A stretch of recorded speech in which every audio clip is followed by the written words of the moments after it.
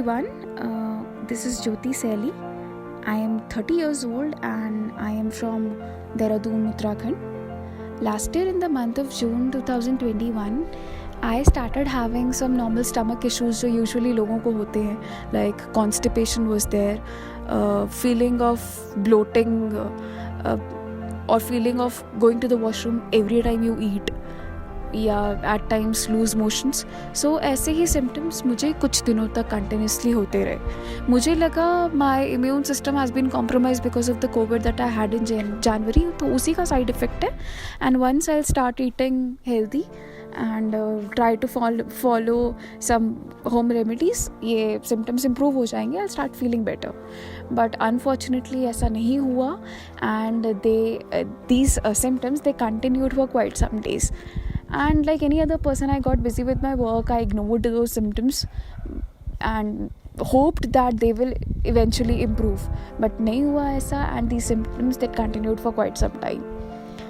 Then one day, all of a sudden, I started having severe stomach cramps, and along with those cramps, along with that severe abdominal pain, I started vomiting.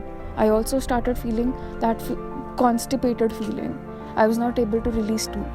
And there was growling sounds that were coming from my stomach, and severe pain was there. I went to the doctor. He ran some tests, and one thing that was very alarming was that my hemoglobin was around 6-7, so I was basically anemic. And one thing that I want to share with everyone is never ever ignore what your body is trying to tell you.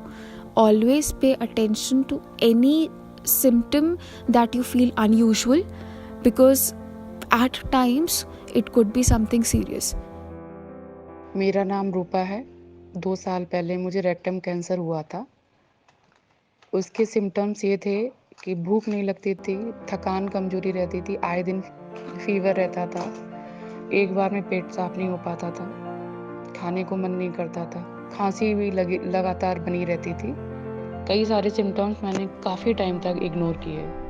मेरा ये है, अगर किसी को इस तरह की किसी भी सिम्टम्स की नॉलेज रहती है तो प्लीज़ अपने फिजिशियन से ज़रूर चेक कराएं.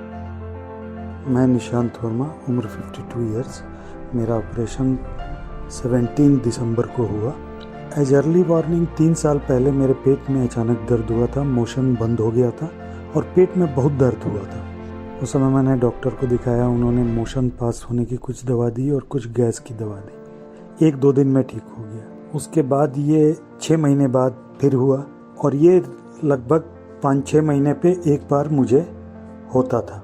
मैंने 1-2 बार तो दिखाया, फिर उसके बाद वही मोशन पास होने की दवा और गैस की दवा ले लेता था. बट अक्टूबर से ये मुझे फ्रीक्वेंट होने लगा. तो एज अर्ली वार्निंग मैं ये देखता हूँ कि पेट में अगर दर्द हो, ज़्यादा दर्द हो, तो इसे नेग्लेक्ट नहीं करना चाहिए, तुरंत इसका थोरो चेकअप करवाना चाहिए. मेरा नाम शिवानी है. मेरी उम्र 37 वर्ष है.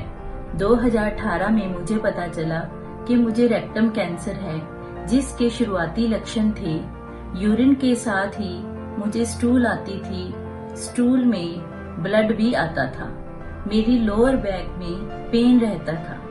मैंने इसका ट्रीटमेंट डॉक्टर विवेक मंगला से करवाया. ट्यूमर का साइज बड़ा होने के कारण मुझे कीमो के साथ साथ रेडिएशंस भी दी गई ताकि ट्यूमर को श्रिंक किया जा सके. इसके बाद मेरी सर्जरी हुई. ट्यूमर इतना नीचे होने के बावजूद भी डॉक्टर विवेक मंगला ने मेरा मोशन का नेचुरल रास्ता बचाया, और जिसके चांसेस काफी कम थे. सर्जरी के बाद हीलिंग के लिए मुझे कुछ देर तक मेरे स्टोमा बनाया गया. स्टोमा के साथ भी मुझे कोई भी परेशानी नहीं आई. अगर आपको परमानेंट स्टोमा बनाया जाता है तो भी आपको डरने की कोई जरूरत नहीं है. आज मैं पूरी तरह से स्वस्थ हूँ और अपने रूटीन का सारा कार्य करती हूँ. इस बीमारी की जितनी जल्दी डिटेक्शन हो सके उतना ही इसका सफल इलाज करवाया जा सकता है. Thank you. मैं अनु के बिहाफ पे बोल रहा हूँ. एक्चुअली क्या था, डॉक्टर साहब के यहाँ हमने सर्जरी कराई थी कोलोरेक्टल की, उसमें एक ट्यूमर था।